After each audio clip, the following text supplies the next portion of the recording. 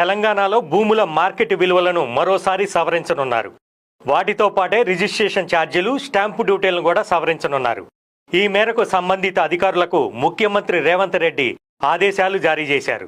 దీంతో అతి తొందరలోనే భూముల రేట్లు విపరీతంగా పెరగనున్నాయి.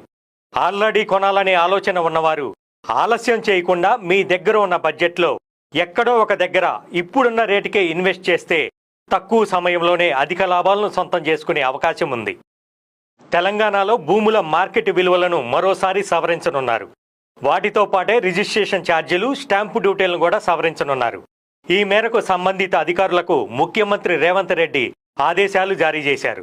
దీంతో అతి తొందరలోనే భూముల రేట్లు విపరీతంగా పెరగనున్నాయి.